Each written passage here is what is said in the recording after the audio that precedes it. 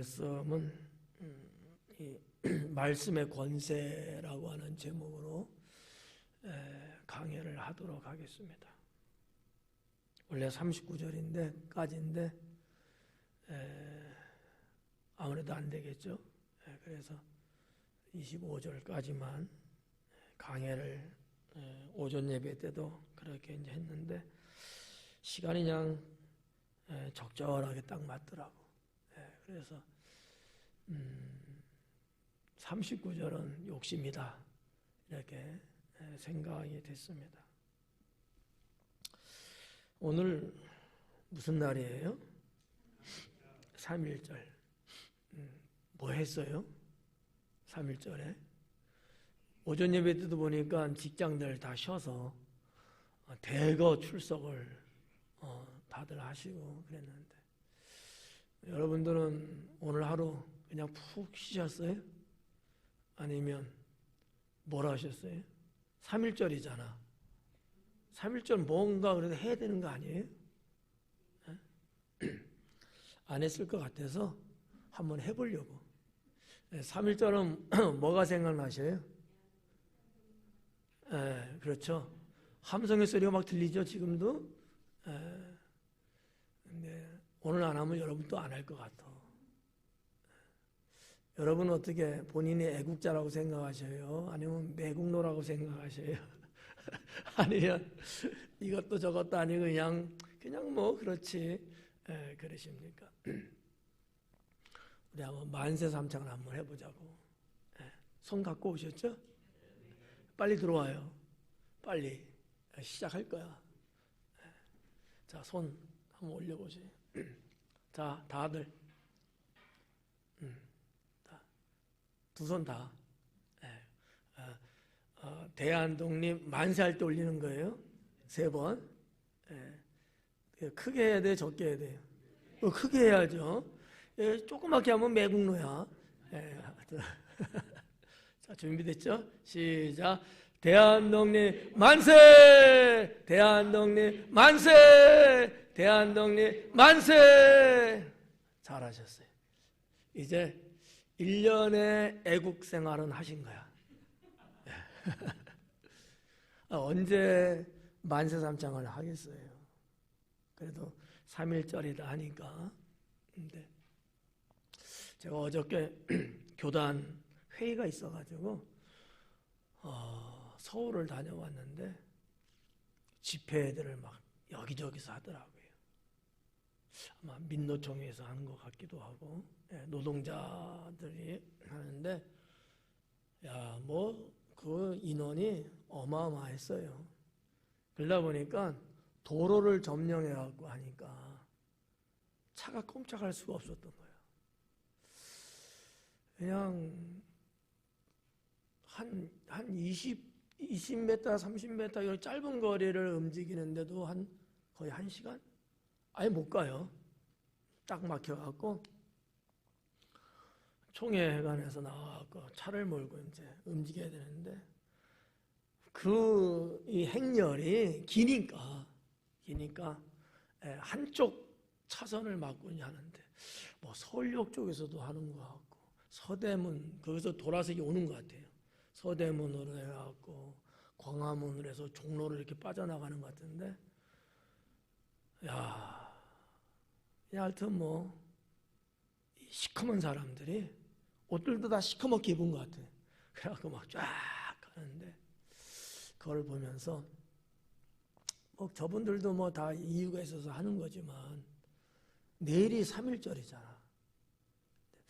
아니 3.1절에 대한 데모가 아니고 난 그건 줄 알았거든요. 아니더라고. 그래서 데모도 좋지만 3.1절을 앞두고 있는데 좀 독립운동을 좀 하면 얼마나 좋았을까 이런 생각을 해보게 됐습니다. 오늘은 이제 3.1절이니까 또 3.1절에 대한 또 집회를 또 이렇게 하더라고요.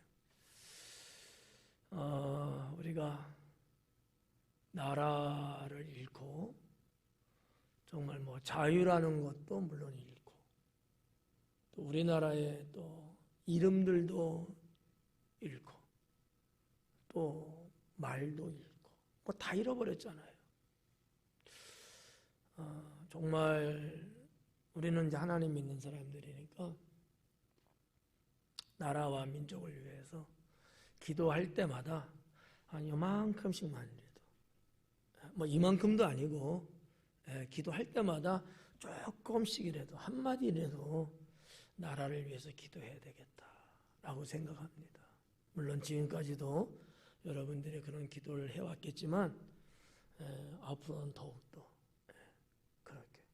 그러니까 과거 지향적인 생각은 좀 접고, 오늘도 윤 대통령이 3.1절 담화 발표를 하면서 연설하면서도 좀 미래지향적으로 연설을 한 것 같아요. 내용이요. 저는 개인적으로 나쁘지 않다고 봐요. 맨날 티각태각 원수처럼 살고 이거 갖고 막 지지고 볶는 것보다는 서로 이웃 나라로서 흉금은 다 털어버리고 서로가 아픔을 어루만져주고 용서해주고 더 미래를 향해서 좀 나아갈 수 있는 그런 것 되면 참 좋겠다는 생각을 늘 갖고 있는데, 오늘 대통령이 그렇게 연설을 하는 걸 보면서 저는 개인적으로 나쁘지 않았어요. 좋았어요. 그래야지 우리 자손들도 좀 더 좋은 세상에서 더 좋은 행복한 삶을 살아갈 수 있지 않을까. 가장 가까운 나라인데 가장 왼수처럼 지내왔잖아요. 과거 우리가 당한 건 당한 거고, 또 일본도 그러면 또 우리 그 참 억울하고 힘겨운 고난을 받은 우리나라 민족에 대해서도 미안한 마음을 갖고 용서를 구하고 용서를 또 해주고 이렇게 하면서 가면 우리 자녀들의 미래는 훨씬 더 밝을 것이다, 이렇게 여겨집니다.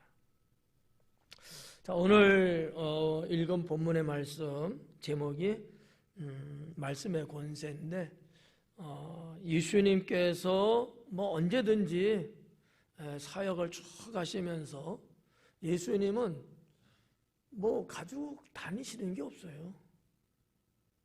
그냥 하나 있다면 말씀이었거든요. 말씀이 무기야. 말씀으로 모든 것을 다 이렇게 하시지 않았습니까? 왜 그러냐? 왜 그것이 가능하냐? 말씀의 권세가 있기 때문에 그래요. 우리가 일반적으로도 말의 권세가 있다는 얘기를 하거든요. 그냥 일반 사람들도 언어에 힘이 있다는 얘기예요. 더군다나 하나님 말씀에 힘이 없을까요? 있단 말이죠. 근데 이게 비교가 안 될 만큼 엄청나고 대단하다는 얘기예요. 태초에 하나님이 천지를 창조할 때 새우깡 갖고 창조하셨을까? 아니면 지팡이 갖고 창조하셨을까? 뭐를 갖고 창조하셨대요? 말씀. 있으라 하심에 있었고, 있으라 말씀하신 거예요. 그냥 되어라 하니까 딱 된 거라거든요.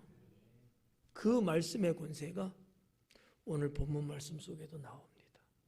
뿐만 아니라 여러분들의 신앙의 삶 속에도 이 말씀의 권세가 있어야 돼요.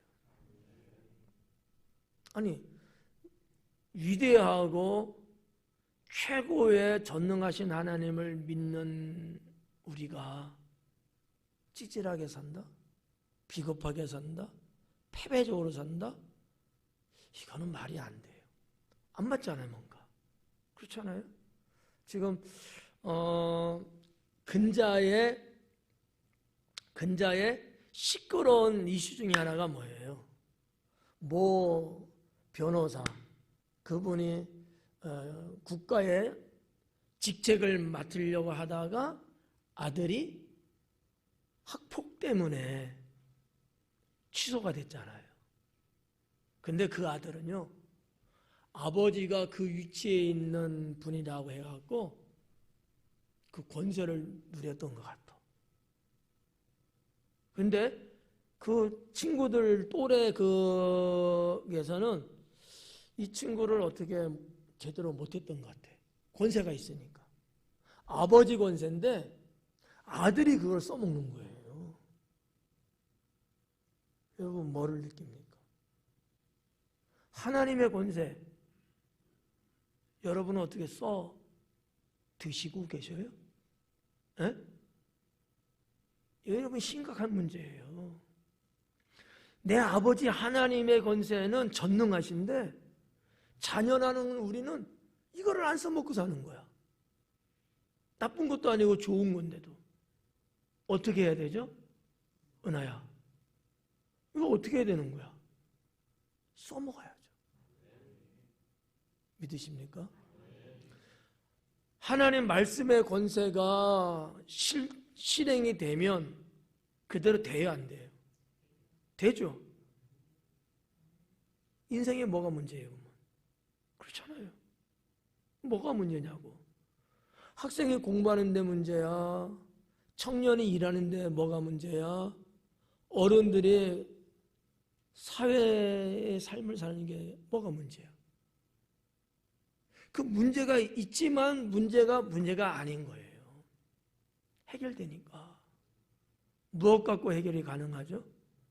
말씀이에요. 여러분, 우리 기독교 신앙에 이 말씀이 없으면 껍데기입니다. 껍데기예요. 누에 고치 아시죠? 껍데기요. 죽어갖고 알맹이 하나도 없어. 빈집만 있는 거예요, 그냥. 그래서 예수님이 사역하시면서 당시의 사람들에게 때로는 진노하시고 때로는 책망하시고 야단쳤던 게 뭐예요? 말씀이 없었다는 거야. 하나님을 안 믿었던 건 아닙니다. 유대인들이니까 하나님 믿는 것만큼은 최고잖아요. 그런데도 불구하고 왜 혼났냐고. 말씀이 없었던 거예요. 믿는데 말씀이 없어. 하나님은 우리의 아버지고 우리는 하나님 앞에 선민이라는 것은 대단한데 말씀이 없어. 말씀이 없으니까 세상을 죄악으로 사는 거예요. 말씀이 없는 곳에는 하나님이 함께 할 수가 없거든요.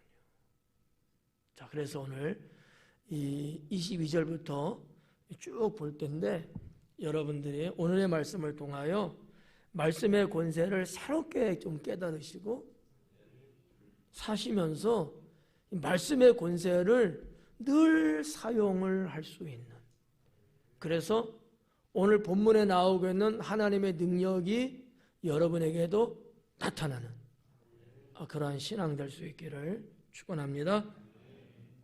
자, 22절에 하루는 제자들과 함께 배에 오르사, 하루는 제자들과 함께 배에 올랐다라고 누가는 기록합니다. 자, 하루는이라는 단어가 있는데 이게 뭐 신앙생활 하는데 뭐 중요한 건 없어요. 그냥 공부한다 생각을 하고 그냥 보시면 이 하루는이라고 번역이 됐지만 헬라 성경 원어에는 하루는 하루인데 여러 날 중에 하루예요. 그냥 단순한 하루는 아니고, 근데 그렇게 뭐 중요한 건 아니니까 번역은 간단하게 하루는 이렇게 한 것 같아요. 근데 실제적으로 이거는 문학적으로 신앙의 영적 이런 거 말고 문학적으로 학문적으로 이런 단어를 왜 쓸까라는 거예요. 사실상 지금 예수님이 배를 타고 옮겨가는 내용인데 누가는 하루는이라는 단어를 사용을 하고 있는데 이 배 타고 움직이는 때가 과연 어느 때냐라는 거예요. 네. 타고 여러분 알아요? 언제 가셨대요? 모르죠. 네. 저녁쯤 됐어요. 어둡기 전에. 네. 석양이 질 때쯤. 성경은 그렇게 말하고, 누가복음에는 안 나왔지만 마가복음에는 그렇게 기록했어요. 해 질 무렵에 배를 타고 어디론가 건너가려고 하시는 거예요. 그러면 해질 무렵 이러든지 저녁쯤 이러든지 누가도 그렇게 쓰면 좋잖아요. 근데 누가는 언제 배를 타고 지나가려고 하셨다 그 언제가 중요한 게 아니야. 뭐가 중요할까? 이 사건에 대한 것을 사람들이 딱 느낄 수 있도록 환기를 시키는 의미에서 사람들이 집중하게끔 하기 위해서 하루눈이라는 단어를 썼다는 얘기예요. 이해가요? 실제적으로는 저녁쯤 해질 무렵 이렇게 쓰는 게 맞는데 그게 큰 의미가 없었던가 누가가 볼 때는 이 말씀을 지금 로마의 그리스도인들이 받을 거 아니에요. 지금 누가복음은 그들에게 보낸 편지니까 그들에게 있어서 예수님이 저녁 때 배 타고 갔대 이게 중요하지 않았다는 거지. 앞부분에 나오는 말씀들 씨 뿌리는 자의 비유 등경 위에 뭐 이런 말씀을 하고 지금 분위기를 다른 쪽으로 확 바꾸기 위해서 하루는이라는 단어를 누가는 썼다라는 얘기예요. 별로 재미없죠.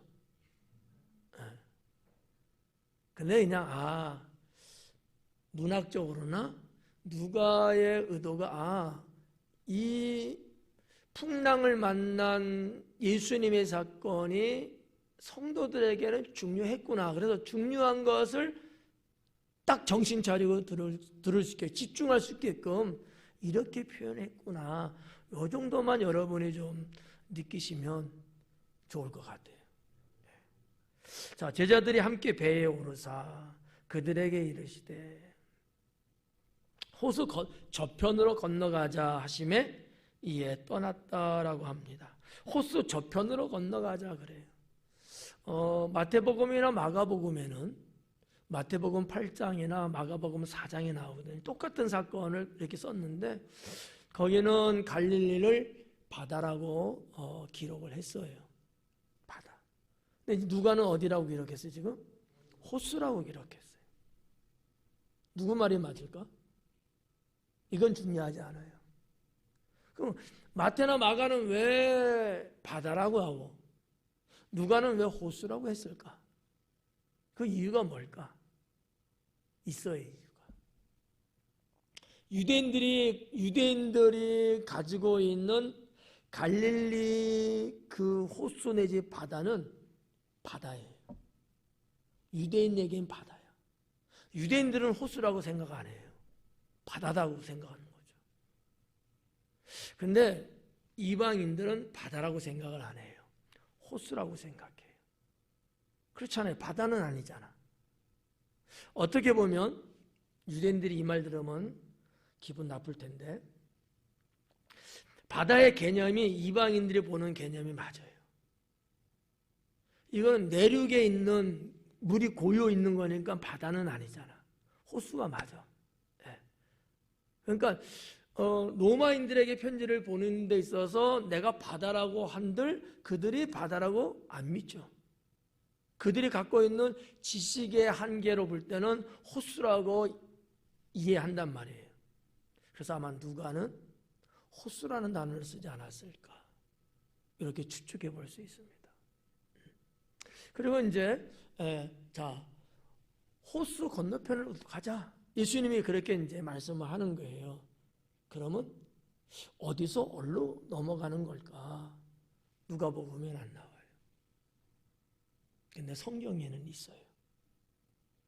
마태복음에도 아주 더 짧게 나오고 마가복음이 오히려 참고할 수 있는 내용인데 예수님은 지금 가버나움에서 사역을 했어요.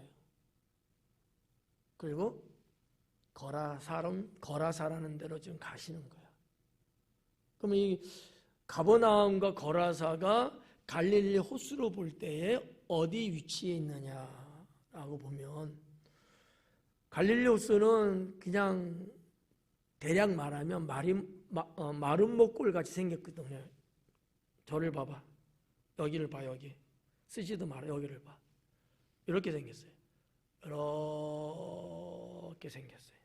거의 마름모가 이렇게 생겼잖아, 소위. 근데 이걸 그냥 둥글둥글하게 보면 이렇게 생겼단 말이에요. 이렇게 생겼는데 맨 위 북쪽 가버나움이야. 그리고 동쪽 이렇게 이만큼 툭 튀어나오는데 이쪽으로 건너가는 거예요. 네.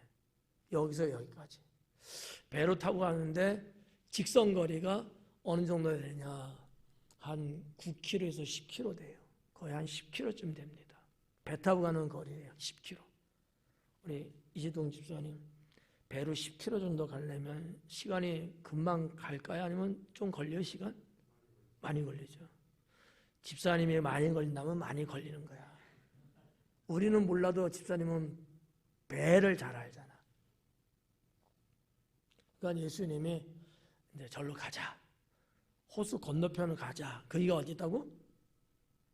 미안해요. 꼬부랑 글씨에서 거라사. 다시 한번 어디? 거라사.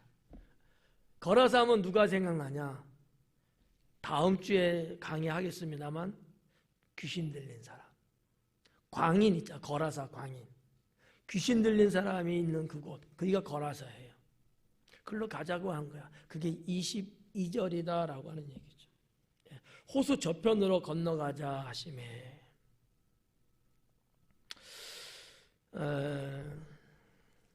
행선할 때 23절 행선할 때 배가 이렇게 갈 때 예수님께서는 잠이 드셨대요. 뭐 어느 정도쯤 갔는지는 몰라.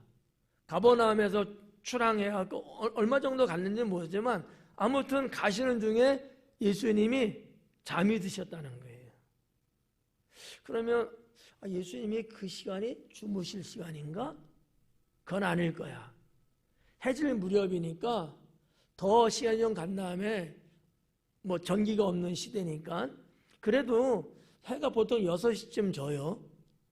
이스라엘은 저녁 6시쯤 내외. 해진다고 막 주무시는 건 아닐 거 아니에요. 근데 예수님이 주무셨다는 거야. 얼마나 피곤했냐는 거죠. 이날도 하루 종일 예수님은 사역을 하셨어요. 우리가 8장을 쭉 보면서 좀 왔지만 피곤하셨던 거예요. 그래갖고 마가복음에 의하면 예수님이 배 고물에서 주무셨다 그래요. 누가복음에 안 나와. 어디서 주무셨는지 몰라. 네. 근데 고물이라 그랬어. 고물이라는 얘기 들어보셨어요? 물건 낡아빠진 고물 말고. 고물이라는 단어의 뜻이 여러 가지가 있어요. 떡고물도 있고, 그죠? 물건 다 낡아빠진 고물도 있고, 배에도 고물이라는 단어가 있어요. 이 고물이라는 건 무슨 뜻이냐면은 배 뒤쪽을 고물이라 그래요. 배 뒤쪽. 네. 앞쪽 말고 뒤쪽. 그게 고물이라 그래요. 그러니까 예수님이 어디서 주무셨느냐? 배 뒤쪽에서 주무신 거야. 베개를 베시고. 네. 23절에 보면. 그래서 잠이 드셨어요. 근데 마침 광풍이 호수로 내리쳤다는 거죠. 뭐 여러분도 피곤하면 어때요? 잠 드시죠? 안 주무셔요? 피곤하면 뭐 어떻게 할 수 없지. 그러니까 예수님이 하나님이시긴 하지만 왜 피곤하면 잠을 잘 수밖에 없을까? 그분도 사람이시니까. 이해가요? 이게 우리가 볼 때는 아무것도 아니지만 신학적으로 볼 때는 이단을 걸러내는데 중요한 단서예요. 이단 중에는 예수님을 사람으로 태어난 메시아로 안 보는 이단도 있거든요. 예수님은 그냥 신, 귀신으로, 영으로만 보는 그런 어떤 영주주의 같은 그런 어떤 이단들도 있어요. 근데 성경에 보면 예수님은 뭐야? 드시기도 하시고, 그죠? 시장하시면. 피곤하니까 쉬러도 가시고, 주무시기도 하시고. 이거는 뭐, 육체를 갖고 있는 사람, 짐승, 뭐 이런 것만 할 수 있는 거잖아요. 예수님도, 사람이시구나. 그래서 우리가, 조직신학 공부하신 분들, 안 한 사람은 나도 몰라. 하신 분들, 예수님은 어떤 분이냐? 이성일인격이다. 이런 공부를 해드렸단 말이죠. 이성일인격. 두 성이라는 거야. 신성과 인성. 하나님이시면서 사람이시다. 근데 그건 한 분이시다. 이게 이성 1인격이라는 용어거든요. 이런 내용이 그런 것들을 뒷받침하고 있다라는 얘기예요. 제가 이 저녁 예배 때는 지금 아주 소상하게 차분하게 지금 가르쳐 드리고 있다고. 자, 근데 이제 중요한 게 뭐냐? 광풍이 호수로 내리쳤다 그래요. 광풍이. 원어 성경에 보니까, 헬라 성경에 보니까 회오리 바람인데 태풍 같은 매우 강한 바람이라고 써 있어요. 근데 회오리 바람이에요. 그거를 이제 이 성경에서는 광풍 이렇게 했어요. 그럼 한자적으로 광풍은 뭐예요? 무슨 바람? 미친 바람. 미친 바람. 우리 남자 집사님들 잘 봐봐요. 이런 놀이 해봤어요? 포금탄. 포금탄 놀이. 그것도 안 해봤어요? 김동현 남자 집사님 포금탄 놀이 해보셨어요? 에이, 안 해봤어요? 그러면 나이를 아래로 내려서 김영진 남자 집사님. 어허. 그러면 제일 위로 올라가서 박영만 집사님. 세상에 포금탄 놀이도 안 해보셨구나. 그러면 젊은 층들은 해봤어? 에? 이경희 집사님 해봤다고? 어떤 거? 포금탄 놀이 해보셨어요? 했다 그래 그냥 그러면 했다 그래. 포금탄에 제 말 아니에요. 그냥 하던 얘기야. 욕 같은 거야. 지랄탄. 포금탄 올려 쏘면 뿅 이렇게 올라가잖아. 뿅. 표현 잘했어요? 뿅 이렇게 올라간단 말이야. 근데 이 지랄탄 이게 미친 탄이야. 좋은 말로 말하면 미친 탄, 나쁜 말로 하면 지랄탄. 이거는 불 붙이면요 막 이래. 얘가 누구한테 달라붙을지 몰라. 그럼 막 사람들이 막 피해 막. 네, 그런 탄이 있었거든. 바람이 광풍이라는 건 오늘날에도 있어요. 바람의 결이 있거든요. 바람의 방향, 흐름이 있어요. 근데 이 광풍은 그게 없어. 어떻게 어느 방향으로 이게 가다가 휙 돌고 이러거든요. 진짜로.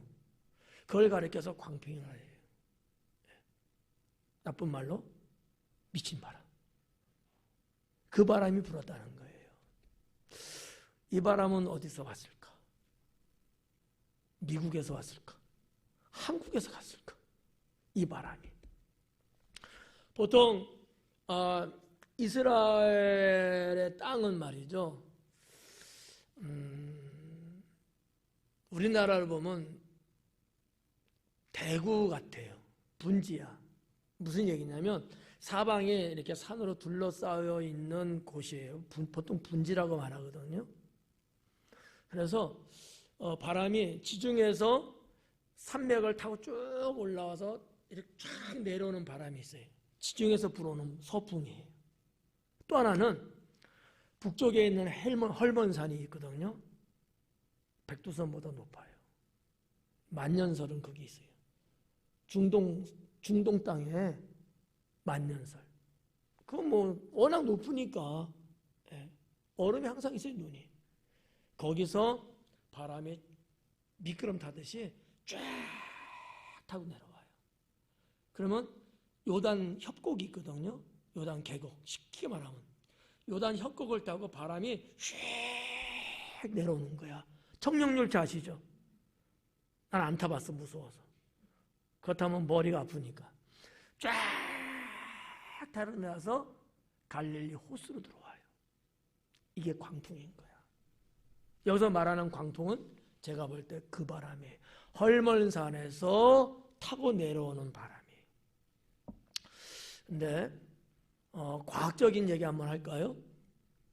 바람의 흐름. 바람의 흐름. 이거 분명히 있죠. 뭐 자기 멋대로 부는 건 아니거든요. 자, 바람의 흐름은 뭐의 영향을 받느냐? 온도의 영향을 받아요. 학생들 잘 들어도 시험이 날 줄 몰라. 그래서 찬 공기가 있고 더운 공기가 있잖아요. 자, 갈릴리 호수입니다. 근데 지금 때가 어느 때라고요? 해질 무렵 저녁 때. 그러면 갈릴리 호수에 낮 동안에는 온도가 낮았을까요? 올라갔을까요? 올라갔겠죠. 그렇게 되면 이게 찬 공기가 더운 공기 쪽으로 들어와요. 여기는 수증기로 증발해 올라가잖아. 바람의 흐름이에요.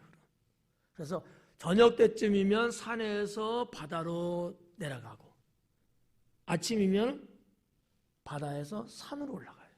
그래서 예수님이 광야나 들녘이나 산이나 이렇게 거기서 말씀 전하실 때는 이 바람의 방향에 따라서 말씀을 전하는 위치가 달랐어요. 그럼 바람 타고 소리가 퍼질 거 아니야. 저 멀리까지. 자연을 이용하셨던 거죠. 물론 그거 아닐지라도 뭐 예수님의 능력은 얼마든지 하실 수도 있지만 예수님은 이렇게 자연의 원리를 잘 이용하셨던 것 같아요.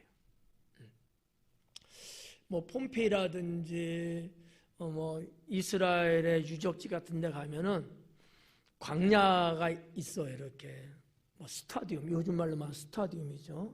옛날 말로 하면 원형극장, 이런 광장이 있거든요. 근데 어느 곳에 가서 말을 하면 저 끝에까지 조그맣게 말해도 다 들려요. 근데 자, 여기서 이제 하는 거야. 이 카메라 안 잡지? 이렇게 이쪽으로 오잖아요. 그러면 안 들려. 요 앞에만 들려요. 그냥 다시 이제 딱 여기 이렇게 와서 하잖아요. 저 뒤까지 들리는 거예요. 참 희한해요. 그렇게 이제 옛날 고대인들이 그렇게 이제 건축을 이제 한 건데, 이거는 자연의 원리보다도 건축 기법일 거야 아마. 근데 원천적인 거는 이런 어떤 자연의 원리가 우선적으로 있는데 이걸 쓴 거지. 그러니까 헐몬산에서 불어내려오는 바람이 있는데 그날 아마 강력했겠죠. 그러니까 광풍일 거야. 광풍. 이게 흩어지는 바람은 별로 세지 않습니다. 보통 이렇게 넓은 지역을 용어로 말하면 개할지라고 말하거든요. 이런데 바람은 태풍이 불어도 내가 받는 영향은 그렇게 크지 않아요. 근데 당진은 그럴 만한 데는 없고, 뭐 서울, 부산 이렇게 큰 도시에 가면 무슨 습이라고 말하죠?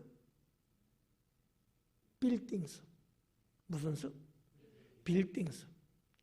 빌딩습. 그 바람 부니까 사람들이 저 빌딩 있는데 건물 뒤에다 들어가서 그러면 바람 슬 불겠다 이렇게 들은 사람이 있어요.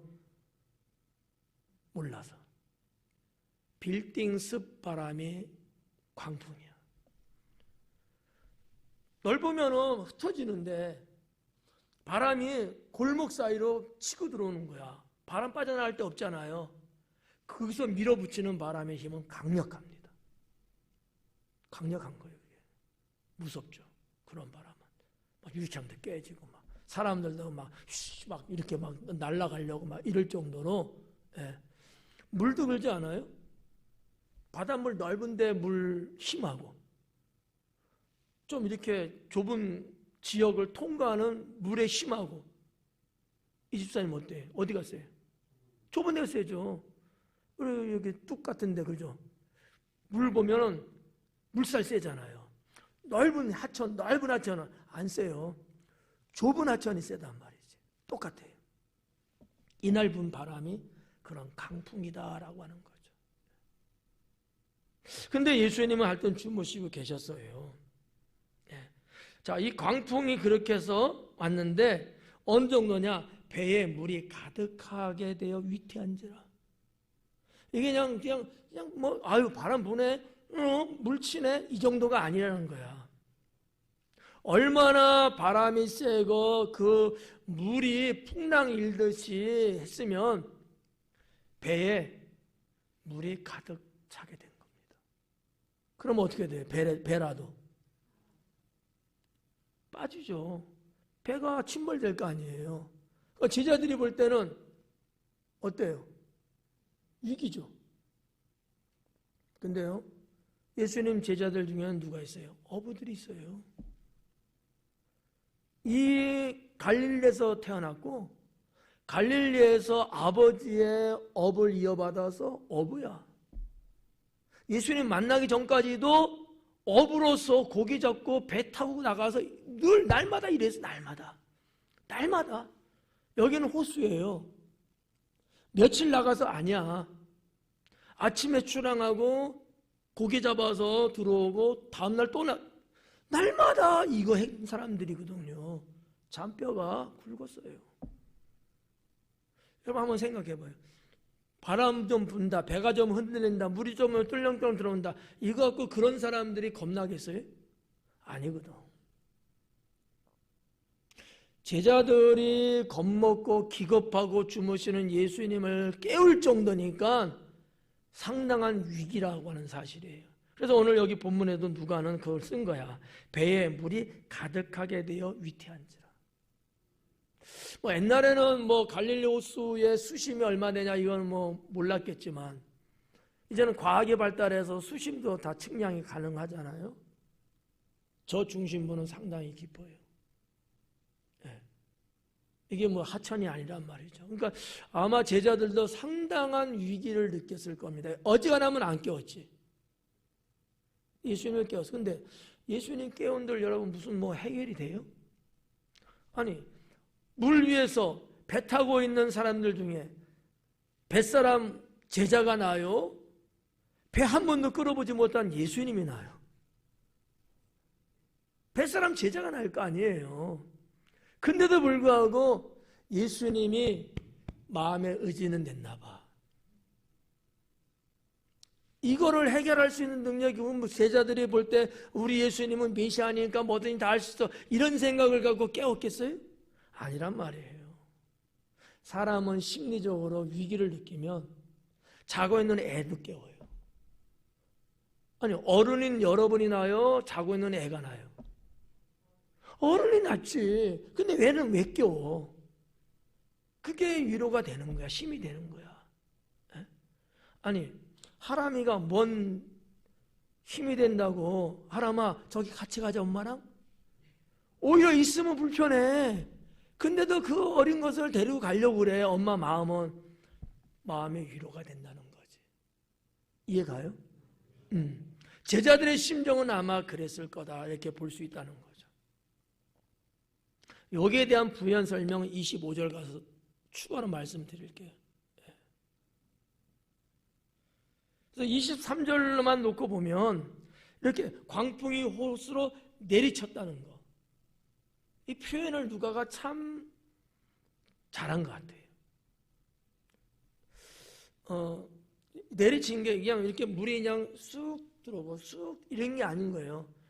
패대기 치듯이 찰싹 이러는 거야. 찰싹 때리는 거야. 그러니까 제자들도 이게 안 되는 거예요. 여러분 한번 뺨 한번 때려봐요. 딱 이렇게 이런 식으로 물이 내리치는 거예요. 그냥 집사님은 정말 잘할 거야. 배 타고 고기 잡고 그러시니까 정말 그런 날이 되면 이 물 힘이 때리치는 물의 힘이라는 게 이게 장난 아니거든요. 뱃사람 제자들도 당황할 수밖에 없고 무서울 수밖에 없고 그러니까 그래도 우리 선생님이니까 의지가 돼서 주무시는 예수님을 깨울 수밖에 없었다라고 하는 사실이죠. 성도 여러분, 우리가 하나님 믿는 사람들이고 하나님이 내 아버지라고 고백을 하지만 하루하루 살면서 이렇게 예상하지 못한 태풍이 불듯이 광풍이 불듯이 삶 속에서 이런 광풍이 일어날 때가 어떻게 있어요? 없어요? 있죠. 그럴 때 여러분 어떻게 하십니까? 어미나 주고 나 좀 살려줘. 아이고 큰일 났네 막 보편적으로 이러잖아요. 근데 우리 믿음의 사람은 어떻게 해야 돼요? 기도해야 된다. 그 말은 한 10점 줄게. 좀 올려줄게. 40점. 오늘 말씀의 제목이 뭐예요? 말씀의 권세. 여기에 대한 답이 25절에 나와요. 우리도 살면서 이런 위기를 만날 때 있거든요. 내가 이 분야에 대해서는 나를 따라올 사람은 없어. 그런데도 불구하고 내가 해결이 안 돼. 내 힘으로 능력으로는 안 되는 문제가 살면서 있어요. 우리 집사님들, 우리 권사님 인생 60 사셨잖아. 이 정도면 눈 감고 다 할 수 있는 거 아니에요? 에? 그렇잖아. 별별 일들을 다 만나봤을 거 아닙니까? 근데도 또 어떤 일이 딱 닥치면 야, 이거 어떡하냐. 이렇게 깜깜한 일들도 있거든. 그걸 한번 생각해 보시라는 거지. 그럴 때는 예수님 방법을 써야 된다라는 거죠. 자, 25절 가서 말씀을 드리기로 하고, 자, 24절에 제자들이 나와 깨어 이르되, 제자들이 나와서 예수님을 깨웠어요. 주여 주여 우리가 죽겠나이다 그래요. 주여 주여 우리가 죽겠나이다. 여기서 누가는 주여 주여라는 말을 퀴리에라는 단어를 쓰지 않았어요. 에피스타타라는 단어를 썼어요. 에피스타타라는 단어의 뜻은 뭐냐면 위의 선자예요. 높은 위에, 위의 선자라는 뜻이에요. 이 말을 좀 명사적으로 말하면 감독자, 감독. 이해가시죠? 이렇게 아랫사람을 부리고 관리 감독한 이런 감독자. 그런 사람들을 말할 때 에피스타타라는 단어를 이제 쓰거든요. 또는 이제 지배인. 지배인은 현대사회에서도 이제 아직도 쓰고 있는 용어죠. 이런 사람, 감독자나 지배인, 다 이 사람들이 뭐예요? 남들보다 위에 있는 분들이야. 네. 위에 선자거든요. 그러니까 제자들은 예수님을 큐리에라고 말을 물론 전혀 안 하지는 않았을 거야. 하긴 하는데 누가복음에서는 누가가 큐리에라는 단어보다도 에피스타타라는 단어를 쓰고 있다라는 사실이죠. 이거는 예수님과의 관계를 엿볼 수 있어요. 제자들은 예수님을 어떻게 봤을까? 위에 있는 분으로 본 거죠. 우리보다는 대단하고, 우리보다 대단하고. 그리고 우리들을 제자 삼은 그런 어떤 지배인, 감독 이런 개념으로 봤기 때문에 누가는 이렇게 쓰지 않았을까라는 거죠. 마가복음이나 마태복음은 달라요. 마가복음에서는 큐리에라는 단어를 썼거든요. 마가는. 근데 마가복음에 보면은 제자들이 짜증을 내. 우리가 죽게 됐는데 뭐 하는 거예요 지금? 충청도식이야. 어메 죽겠네 전라도식이야. 조금 그렇게 억양이 따지는 듯이. 우리가 지금 죽게 됐는데 여기서 지금 주무시고만 있으면 어떡합니까? 서울식이야. 근데 누가는 그렇게까지는 안 하고, 우리가 죽을 것 같습니다. 이렇게 기록을 하고 있죠. 그러니까 예수님이 잠에서 벌떡 깨셨을 거야. 그리고 바람과 물결을 꾸짖으셨다. 아마 예수님께서도 이 상황을 딱 접하시면서 야, 큰일 났다라고 생각했을 것 같아요. 절체절명이거든. 배 안에 물이 가득 들어와 있어요. 어떻게 보면 무게가 가니까 배래도 더 내려가면 물 수평하고 배하고 거의 엇비슷하게 될 거 아닙니까?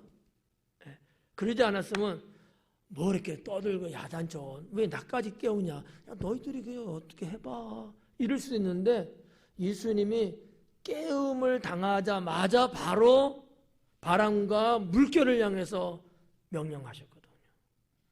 저는 이걸 보면서 예수님도 급박하다는 걸 느끼셔서 일단 문제 먼저 해결하신 게 아닐까 이렇게 좀 생각을 해본 거예요.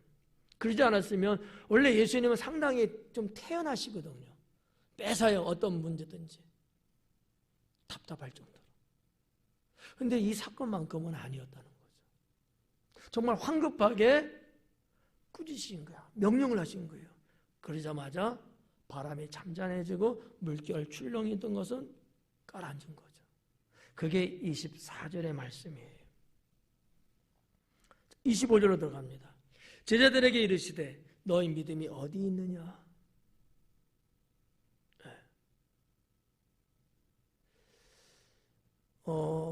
마태나 마가복음에서는 이렇게 기록을 안 해요. 믿음이 없다고 기록을 합니다. 너에게 믿음이 없구나? 이렇게 기록을 했어요. 누가는 믿음이 어디 있느냐? 믿음이 있어야 되는데 그 믿음이 지금 어디 있냐 이거야. 너희한테 믿음이 있는데 그 믿음이 지금 어디 있냐 이거야. 여러분에게 물을게요. 여러분은 믿음이 있으세요? 왜 기가 죽었대? 여러분 믿음이 있어요? 그 믿음이 지금 있죠? 깐부 걸어야 돼? 정말 그 믿음이 있으시죠? 풍랑 이는 것 같은 인생을 만날 때 그때는 여러분의 그 믿음이 어디 있어야 돼요? 네? 풍랑 이는 내 인생에 풍랑을 주는 그 사건 앞에 그 믿음이 있어야 돼요? 아니면 그때는 화장실 살짝 가야 돼요? 그렇지. 누가는 이거를 지금 말하는 거야. 아무 일 없고 어쩌고저쩌고 이럴 때는 그래 믿음이 있는 것 같고 이런 믿음이 없다고 보지는 않았어요. 누가는 믿음이 있는 제자라고 봤어요. 봤는데 지금도 그 믿음이 있어야 되는데 왜 지금은 없냐는 거지. 예수님은 이 지적을 받은 거예요. 어떻게 보면 우리의 모습인지도 몰라요. 여러분 어때? 평소에 평범할 때 내 믿음이 최고라고들 생각하시죠? 권사님 어떠세요? 그렇잖아. 아니라는 사람이 어디 있겠어요? 다 아무 일 없을 때는 뭐 할래? 내가 뭐든지 할 수 있는 것 같아. 예? 성령아 찬양할까? 할렐루야 이런다니까. 근데 내 인생에 광풍이 불어오는 인생의 위기를 딱 맞이했을 때 그때 집사님 해야 되잖아요. 나 못해요. 다른 사람 시켜요. 믿음이 없어져 버려요. 이러면 될까 안 될까요? 안 되죠. 예수님이 지금 제자들을 향하여 마음 아파하시는 게 바로 이 부분이에요. 너희들이 그냥 일상일 때, 평상일 때, 아무 일 없을 때는 다 자기가 최고라고, 제가 우편에, 제가 좌편에, 제가 최고죠, 예수님. 이랬단 말이에요. 근데 정작 믿음이 필요할 때는 믿음을 찾아볼 수가 없는 거예요. 우리는 여기서 깨달아야 돼. 나는 이 제자들처럼 나는 이러지는 않는지, 정말 내가 우리 예수님 마음 아프게 하고 살고 있는 것은 아닌지, 우리가 신앙생활, 교회생활 하면서 정말 용기 있게 믿음을 보여야 될 때가 있어요, 없어요? 있죠. 많아요, 적어요? 많잖아요. 그때 정말 보여줄 수 있는 믿음의 신자인 거야. 그게 정말 살아있는 믿음이에요. 정말 주님이 원하는 믿음, 그때가 있거든. 그때가. 근데 그때는 나는 아니에요. 김집사님한테 가보세요. 목사님, 저 바빠요. 이 집사님한테 전화 걸어보세요. 아니, 목사님이 몰라서 그 집사님한테 했겠어요? 그 집사님이 필요하니까 지금 전화한 거 아니야. 근데 그때는 믿음이 없는 걸. 이게 참 슬픈 얘기예요. 우리가 주님 앞에 그렇게 살 때가 있으면 안 되는데 있더라라는 얘기죠. 예수님 이 사건을 보면서 우리는 이렇게 가면 안 되겠다. 나의 믿음은 언제든지 무슨 상황이든지 주님 앞에 있어야 되겠다라는 사실이죠. 앞에서 25절에 가서 말씀드린다는 게 바로 여기 다 있는 거예요.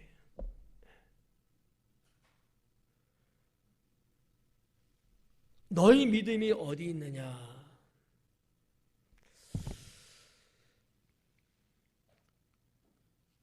때로는 주님이 아마 잘은 몰라도 여러분에게도 이런 물음을 주셨을 거고 아마 주실 거예요.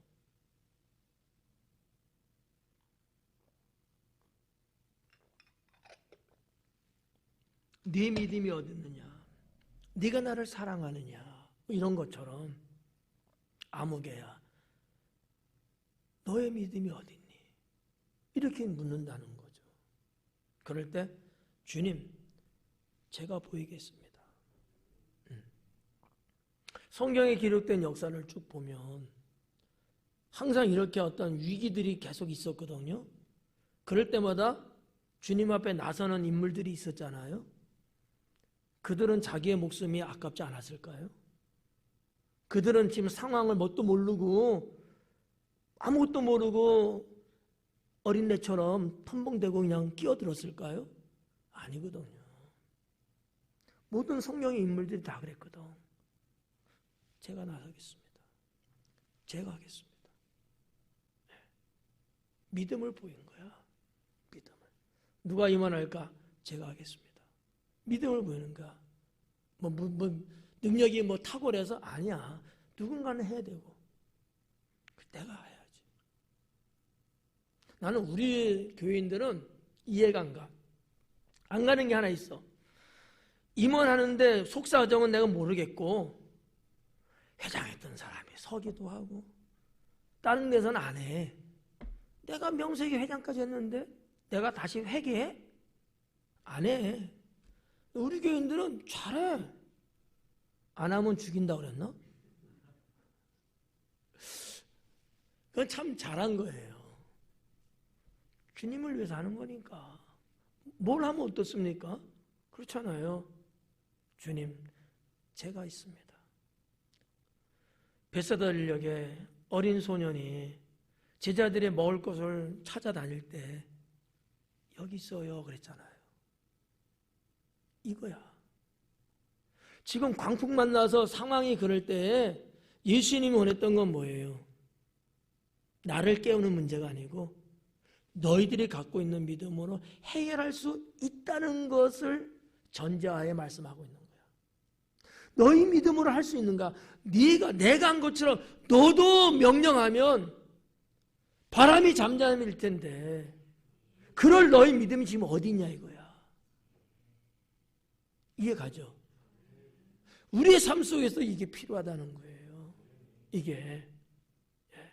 나는 여러분들도 얼마든지 주님의 말씀으로 명령하시면 된다고 저는 믿어요. 저도 그렇게 살아왔고 저도 지금 목회 그렇게 하고 있고. 여러분 우리 교회 30년 역사에 교회 행사하는데 비 온 적 있어요? 기상청에서 그렇게 비가 온다고 해도 비 안 왔잖아. 왜죠? 자연을 놓고 기도한 거예요. 명령한 거야. 다른 사람 볼 때 미친놈들 이럴 거 아니에요. 아니 말씀으로 천지를 창조하신 하나님을 우리가 믿으면서 왜 우리는 안 된다고 생각을 해야 돼요? 그거 아니거든. 저는 그런 체험을 옛날에도 했고 지금도 하고 있고 여러분들도 신앙생활 하시면서 직간접적으로 하고들 계시잖아요. 응? 말씀의 권세라는 거예요. 내 개인 인간의 말 같으면 안 될 수 있어요. 근데 말씀이거든. 무슨 얘기냐? 여러분이 예수님 믿고 구원받아서 주님이 여러분 심령 안에 임재하셨잖아요. 주님의 말씀이 여러분 안에 들어갔단 말이에요. 왜?